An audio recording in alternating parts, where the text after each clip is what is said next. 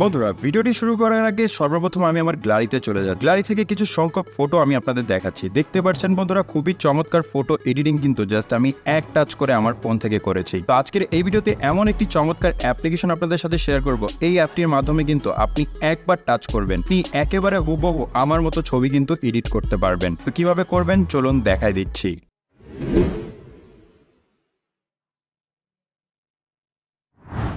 আমার মতো সুন্দর ছবিকে এডিট করার জন্য ছোট্ট একটি অ্যাপ্লিকেশন আপনাদের প্রয়োজন পড়বে। অ্যাপটি কোথায় পাবেন, কিভাবে ইনস্টল করবেন একটু পরে দেখাই দেব। তো শুরুতেই আমরা অ্যাপটিকে প্রথমবার ওপেন করব। অ্যাপটিকে নর্মালি ওপেন করলে আপনি এরকম একটি ইন্টারফেস পেয়ে যাবেন। এখান থেকে জাস্ট আপনি ক্রস অপশন দেখতে পারবেন, আপনি ক্রসে ক্লিক করে নেবেন। ক্রসে ক্লিক করলে কিন্তু আপনি এই অ্যাপ্লিকেশনটির এরকম একটি ইন্টারফেস পেয়ে যাবেন। এখান থেকে জাস্ট আপনাদের একটি অপশন সিলেক্ট করতে হবে। এখান থেকে অসংখ্য অপশন কিন্তু আপনি পেয়ে যাবেন। এখান থেকে জাস্ট আপনারা এআই রুম নামের একটি অপশন দেখতে পারবেন, আপনারা এটাকে সিলেক্ট করে নেবেন। এটাকে সিলেক্ট করার পর আপনাদের এখান থেকে গ্যালারিটি অটোমেটিকলি শো হবে। এখান থেকে জাস্ট সিম্পলি আপনি একটি ছবিকে সিলেক্ট করে দিবেন। আমি এখান থেকে নরমালি একটি ছবিকে সিলেক্ট করে দিলাম। তো তারপর আপনাদের সামনে যদি এরকম একটি অপশন আসে, অবশ্যই I will trek in letter এটার উপর ক্লিক করে দিবেন। ক্লিক করার সাথে সাথে কিন্তু দেখতে পারবেন আপনাদের ছবিটি এখান থেকে অটোমেটিকলি এডিট হয়ে যাবে। আপনি যদি একটু নিচের দিকে লক্ষ্য করেন তাহলে এখান থেকে দেখতে পারবেন trending, headshot, selfie, custom scene, তারপরে হিডেন ফেস, কার্টুন, অসংখ্য অপশন কিন্তু দেওয়া থাকবে। প্রত্যেকটি অপশন কিন্তু চাইলে আপনি আপনার মতো করে সিলেক্ট করে এখান থেকে এডিট করতে পারবেন।